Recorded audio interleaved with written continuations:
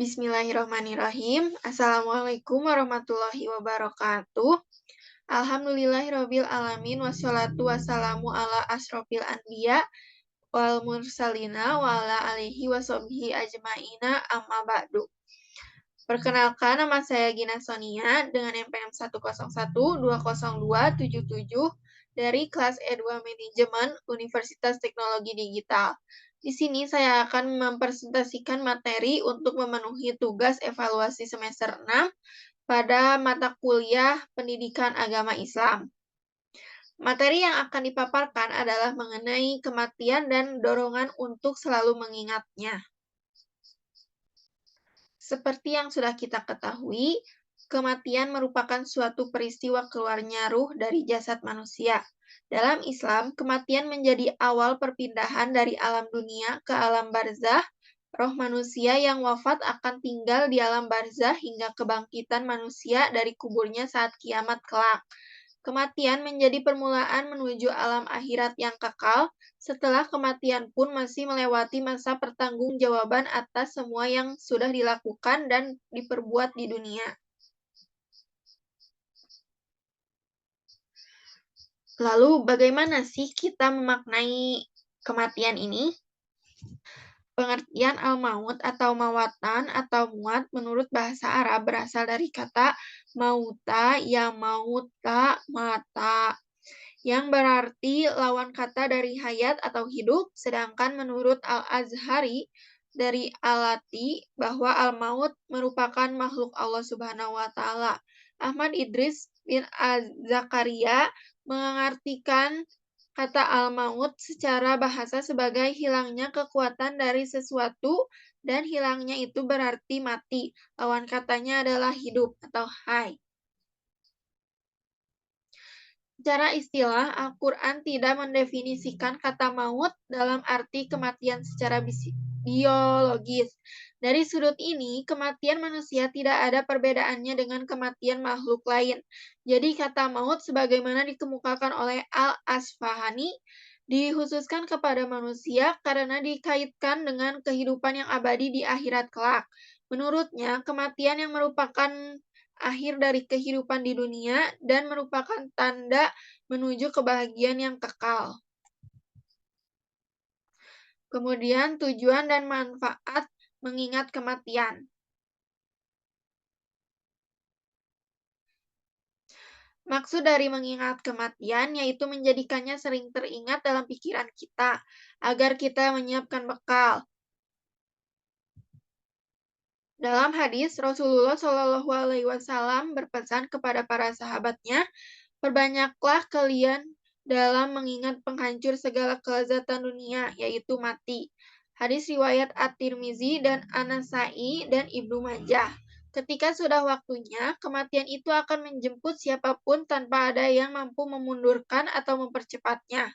Katakanlah, wahai Muhammad, kematian yang kalian takuti itu pasti akan datang menemui kalian. Kemudian kalian akan dikembalikan kepada Tuhan yang Maha Mengetahui hal-hal gaib dan nyata. Lalu Dia akan memberitahukan segala apa yang telah kalian lakukan di dunia. Quran Surat Al-Jumu'ah ayat 62. Sedangkan manfaat mengingat kematian, Allah berfirman, tiap-tiap yang berjiwa akan merasakan mati. Kami akan menguji kamu dengan keburukan dan kebaikan sebagai cobaan yang sebenar-benarnya. Dan hanya pada kamilah kamu dikembalikan. Quran Surat Ali Imran ayat 18. Terlepas dari hal tersebut, ada banyak manfaat yang dapat diperoleh ketika seseorang mengingat kematian, yakni menjadi kita lebih bersyukur, menjadi pengingat untuk meningkatkan keimanan, menambah khusyuk dalam sholat, dan menjauhi maksiat. Yang ketiga ada keutamaan mengingat kematian. Di sini sudah ada 3 keutamaan bagi orang yang mengingat kematian. Jadi yang pertama bisa disebut seorang yang mulia dan cerdas oleh Rasulullah. Berdasarkan hadis riwayat Ibnu Majah, Rasulullah Shallallahu Alaihi Wasallam pernah ditanya salah seorang Ansor yang dibawa oleh Umar bin Khattab. Dia berkata, siapa yang paling cerdas dan Mulia, wahai Rasulullah. Nabi menjawab, orang yang paling banyak mengingat kematian dan paling siap menghadapinya. Mereka itu orang yang cerdas. Mereka pergi dengan membawa kemuliaan dunia dan kehormatan akhirat.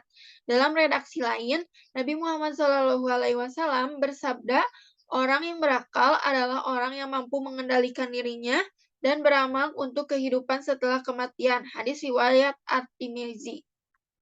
Yang kedua disebut memiliki hati yang lembut.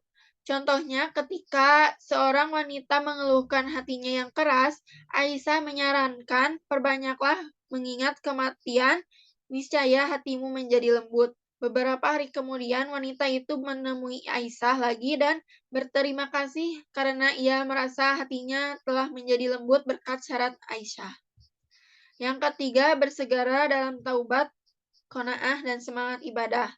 Barang siapa yang banyak mengingat kematian, dia akan dimuliakan dengan 3 perkara, yaitu yang pertama ada bersegera dalam bertaubat, yang kedua hati yang qanaah, yang ketiga bersemangat melakukan ibadah.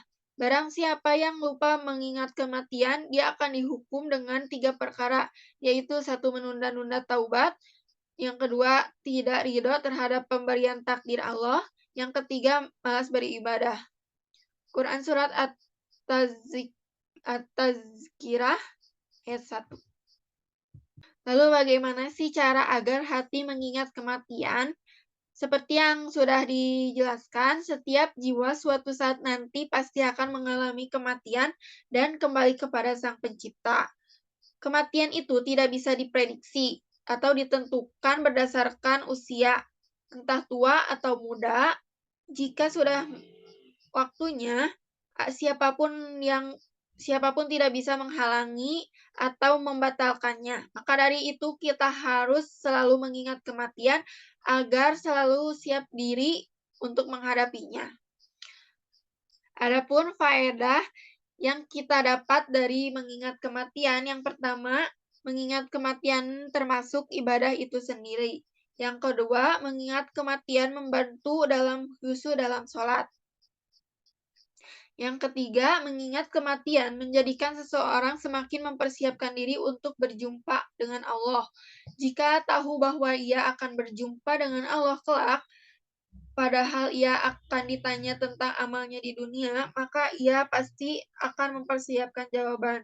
Yang keempat, mengingat kematian membuat seseorang memperbaiki hidupnya.